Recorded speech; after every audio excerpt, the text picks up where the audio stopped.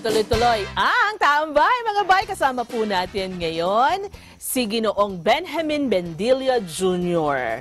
ng KWF Komisyon sa Wikang Filipino. Magandang umaga po. Magandang umaga din po, ma'am. Salamat po. Kami ay nabigyan niyo ulit ng ganitong mga panyaya. Nako, kami po ay nagagalak. Talagang Tagalog na Tagalog. Tayo, no? Pero una sa lahat, mga bayan, pag-uusapan natin, Pambansang Kongreso sa intelektualisasyon ng wikang Filipino.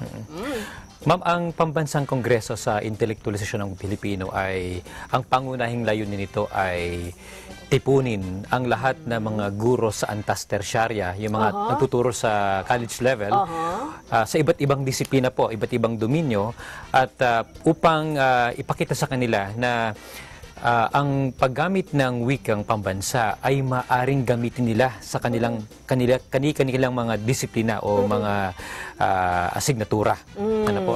Kaya ito po ay, kumbaga, kaya sinabing Kongreso, Pambansang Kongreso, ito po ay pambansa. Lahat po ng mula Region 1 hanggang CAR ay aanyayahan po natin at papakita natin sa kanila ang mga mahuhusay na mga guro na nagtuturo sa iba't ibang disiplina o larang. Ayun. Kailan magaganap tong kongreso na ito? Gagawin po ito sa August 1 to 3 sa Lungsod, Baguio, Teachers Camp. Ano po?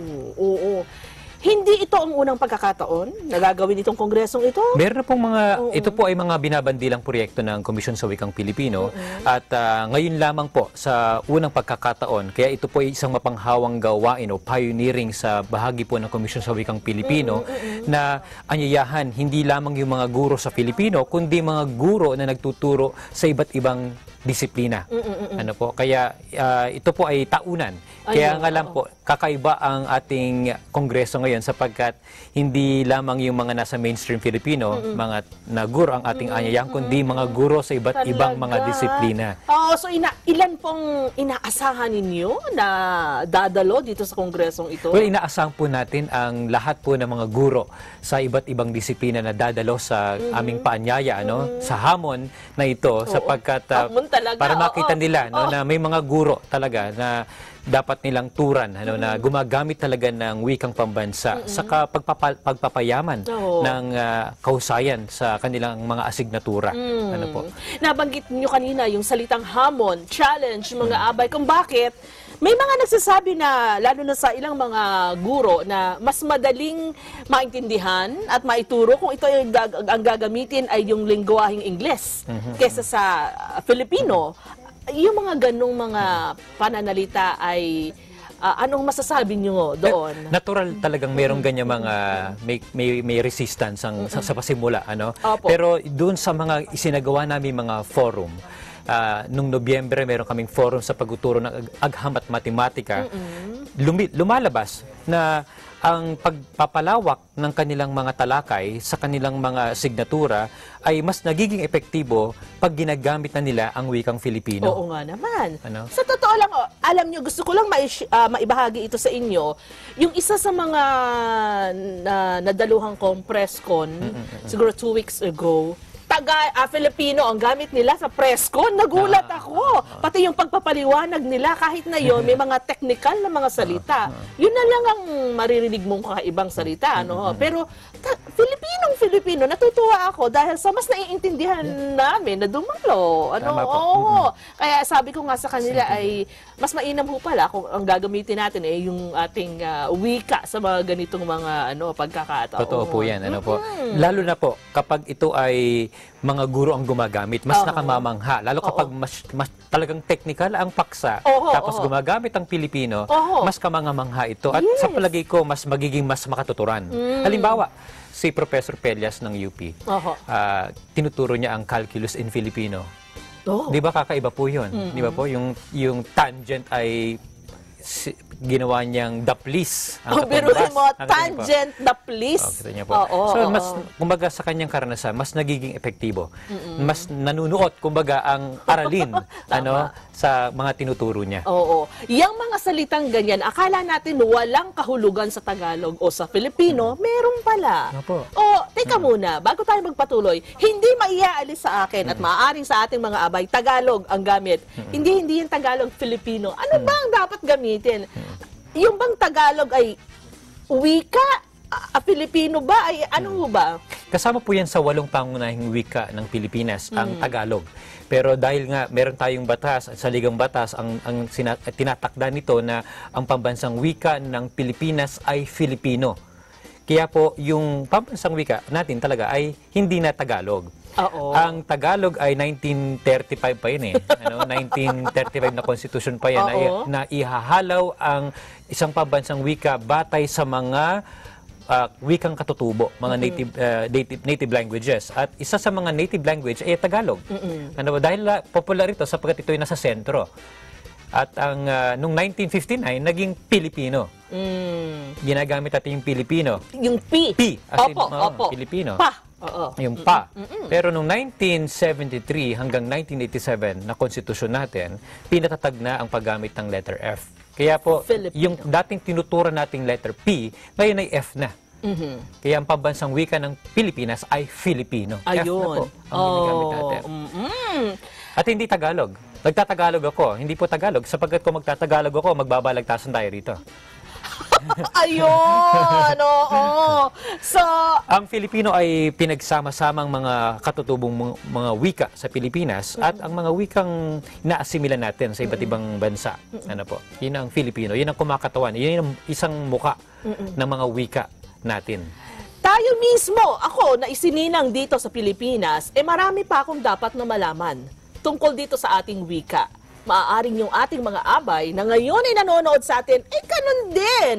Kaya nga, ang taong bahay ay bilang bahagi na rin ng ating serbisyo publiko. Tama ko bang sabihin Tama na po. serbisyo publiko? Ano, katuwang natin ang Komisyon ng Wika, KWF, ayan, ang Komisyon sa Wikang Filipino. Mag-aaral tayo. Yan, mahusay po yan. Oo, aralin sa wikang Filipino. Halimbawa, paano natin ginagamit yung, eto halimbawa lang kailan natin ginagamit yung short ng at saka yung long ng? Yan. NG at NANG. Yung rin at din. May pagkakaiba yun, ano? Opo, malaki po ang pagkakaiba nito. Oo. O yun. Yung sa pagpapadulas po ito ng mga salita natin. Yung din at rin, daw at raw. Oo, Kaya yung mga ginagamit yan. natin. Oo. Ang sabi nila kaya yan nagkakaiba. Depende yan sa pinagmulan mong region. Kaya ganun nga ba Hindi yun? po. Meron po talagang tuntunin para hinggil sa pagpapalit ng D at R. Ano, kailan nagiging D at R? Halimbawa, bawal magtapon ng basura dito o rito. Oh. Ano po bang wasto dyan? Yan ang mga dapat natin. Diba? Ang tabayanan. Exciting, diba, mga abay? Pumunta ka rito, pumunta ka dito.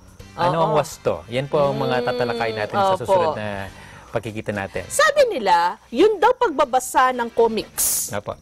Malaki ang naitutulong para sa isang hindi talaga, lalo na sa isang banyaga, na matuto ng wika natin Filipino. Totoo ba yun? Totoo po. Lahat po lahat ng babasahin, ano? Kasi po, advanced na ang kasanayan sa pagbasa. Kaya kapag nagbabasa siya sa Filipino, mahahasa talaga ito. Kaya nga kung ang kanyang binabasa ay puro English din, matututuhan niya English. Pinapanood niya English, matutuhan niya English. Pero kapag ang bata, binasa niya ang comics, at ito ay nakasulat sa Filipino, pinapanood niya ay Filipino, ang mga patalastas ay sa Filipino, programa at palatuntunan ay sa Filipino, hindi tayo magtataka na magiging biyasa ito, ang batang ito sa paggamit ng Filipino. Ang problema kasi ma'am ngayon, parang mas nahihirapan yung mga bata ngayon na matutuhan talaga yung talagang Filipino. Nagko-code switch ang bata dahil nga yung exposure niya sa media. Oo. Di ba po? Oo, totoo yung sinabi nyo. At meron bang nagiging bahagi ng kalituhan yung nag-i-Ingles at pagkatapos ay nag-Filipino? Oo po, malaki ang nagiging epekto nito kasi hindi nagiging matatas ang bata sa paggamit ng wika. Marami tayong mga ehemplo nito, ano, yung mga nasa media, ano po, nagko-code switch sila kadalasan, ano, yung mga artista natin, pag ini-interview sila, maraming nagko-code switch yan. Siguro dahil hindi sapat yung kanilang kaalaman sa unang wika. Oo, yun. O sige, kaya nga, mga abay, antabayanan natin. Antabayanan nyo, ha? Dahil kami rin dito sa taong bahay ay mag-aaral. Oo. So, dito sa Pambansang Kongreso, sa intelektualisasyon ng wikang Filipino, yan ay sa Agosto magaganap. Opo, August 1 to 3. Invite po natin sila. Okay, inaanyayahan namin po ang lahat ng mga guro at profesor na nagtuturo sa iba't ibang larang, inhinyeriya, agam at matematika, pinansya at ekonomiya, at ibang matataas na dominyo. Kayo po ay aming inaanyayahan na dumalo po sa aming Pambansang Kongreso sa Intelektualisasyon ng Wikang Pilipino sa August 1 to 3 sa Lungsod, Baguio. Amin pong padadhalan ang inyong mga tanggapan, ang inyong mga pamantasan, universidad ng aming imbitasyon. Ayan. Ngayon pa lang ay umaasa na tayo na yan ay magiging matagumpay. Sa tulong po ninyo, maraming salamat po. Maraming salamat din po. So mga bahay, babalik agad ang taong bahay sapagkat marami pa tayong pagkukwentuhan. Kaya dyan lang po kayo at huwag kayong aalis.